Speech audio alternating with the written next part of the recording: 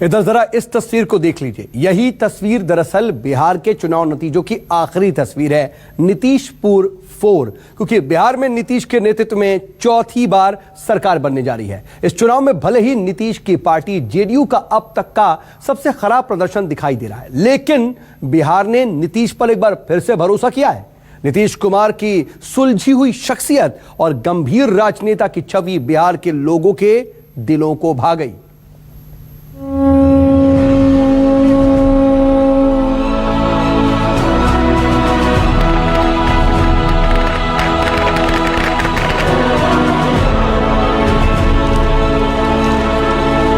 ये मेरा अंतिम चुनाव है, अंत भला तो सब भला।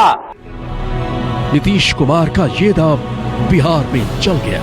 बिहार में चौथी बार एनडीए की सरकार बनने जा रही है और नीतीश कुमार 7वीं बार मुख्यमंत्री पद की शपथ लेने वाले हैं। भले ही नीतीश की पार्टी जेडीयू को ज्यादा सीटें नहीं मिली, आंकड़े भले ही जेडीयू के 15 साल में सबसे खराब प्रदर्शन दिखा रहे हैं, लेकिन बिहार ने एक बार फिर से नीतीश कुमार पर ही भरोसा जताया।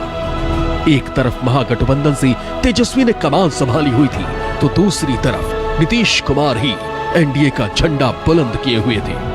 सामाजिक न्याय की सियासत के सहारे मुख्यमंत्री की कुर्सी तक पहुंचने वाले नीतीश कुमार ने समय के साथ अपनी राह बदलने में कोई हिचक नहीं दिखाई। उन्होंने अपनी छवि सेकुलर और धर्मनिरपेक्ष नेता के रूप में बनाई, लेकिन पिछले 15 साल में यह पहला चुनाव था जब उन्हें कड़ी परीक्षा के दौर से गुजरना पड़ा।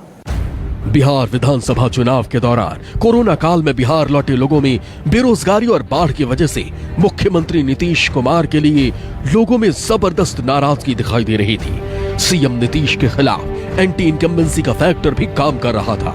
इसी नाराजगी को भांपकर चिराग पासवान ने पाला बदल लिया और एनडीए से अलग हो गए। ऐसे में नीतीश भी पूरे माहौल को अच्छे से समझ चुके थे, इसलिए प्रचार के आखिरी दौर में उन्होंने इमोशनल कार्ड खेला। आज चुनाव का आखिरी दिन है, अब परसों चुनाव है और ये मेरा अंतिम चुनाव है, अंत भला तो सब भला।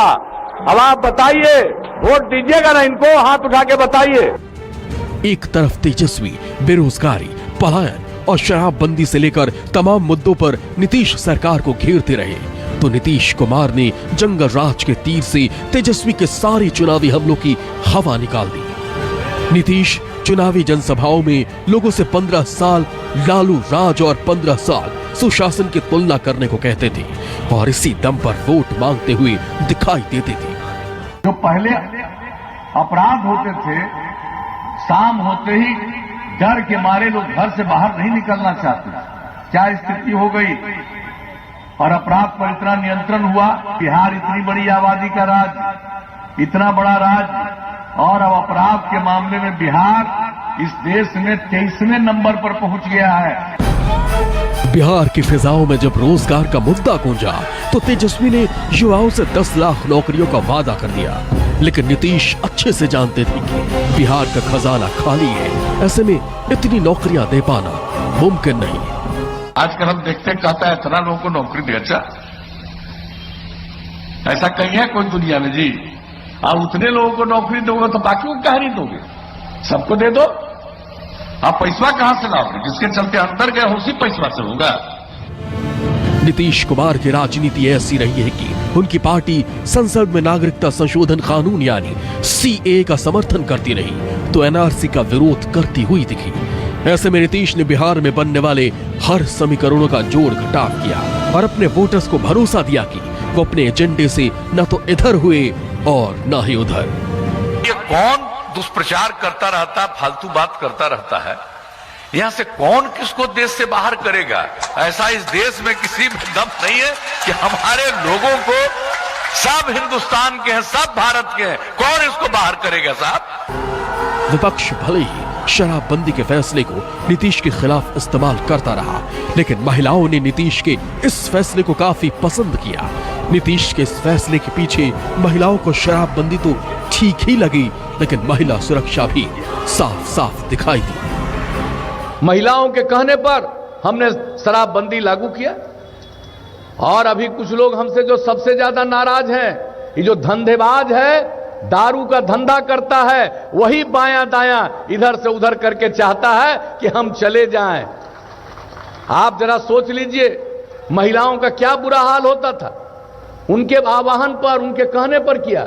नीतीश अपने पिछले 15 साल के सुशासन के झंडे को लेकर चुनावी मैदान में उतरे थे, लेकिन लोजपा अध्यक्ष चिराग पासवान उनकी परेशानी बढ़ाने में जुटे थे। ऐसे में कमान पीएम मोदी ने संभाली। ऐसा लगा कि चिराग पासवान के प्रति वो हमलावर होंगे, लेकिन उन्होंने अपनी चुनावी सभाओं में उनका नाम तक नहीं लिया। जिसके बाद एक तरफ जहां पीएम मोदी खामोश रहकर चिराग पासवान को जवाब दे रहे थे, वहीं दूसरी तरफ तेजस्वी को चित करने में लगे थे। नीतीश की तरफ पीएम मोदी ने भी बिहार के लोगों को बताया कि लालू राबड़ी राज के दौरान बिहार का क्या हाल हुआ था। ऐसा माना जाता है कि पीएम मोदी और नीतीश ने बिहार को लोगों को यह बताने की कोशिश की, समझाने में सफल रहे कि यदि एक बार फिर महागठबंधन की सरकार बनती है तो जंगल राज की वापसी होगी। साफ है, नीतीश कुमार की सुलझी हुई शख्सियत और गंभीर राजनेता की छवि बिहार के लोगों के दिलों को जम गई। भले ही इस चुनाव में जेडीयू कोई करिश्मा नहीं कर पाई, लेकिन बिहार ने एक बार फिर नीतीश को ही अपना मुखिया माना है। Bureau report, news 24। और इस बीच प्रधानमंत्री नरेंद्र मोदी का भी इस पर ट्वीट आ गया है और प्रधानमंत्री नरेंद्र मोदी ने भी इसको लोकतंत्र की जीत बताया है। प्रधानमंत्री नरेंद्र मोदी ने कहा कि बिहार में विकास के लिए वोट किया है बिहार ने। और प्रधानमंत्री नरेंद्र मोदी ने अपने ट्वीट में कई बातें कही हैं। उन्होंने कहा कि बिहार ने दुनिया को लोकतंत्र का पाठ पढ़ा दिया है और आज बिहार ने दुनिया को फिर बताया है कि लोकतंत्र को मजबूत कैसे किया जाता है। उन्होंने आगे लिखा कि रिकॉर्ड संख्या में बिहार के गरीब, वंचित और महिलाओं ने वोट भी किया और आज विकास के लिए अपना निर्णायक फैसला भी सुनाया। तो प्रधानमंत्री नरेंद्र मोदी का भी इस पर ट्वीट सामने आया। एक बहुत छोटा सा ब्रेक, आप बने रहिए न्यूज़ 24 के साथ।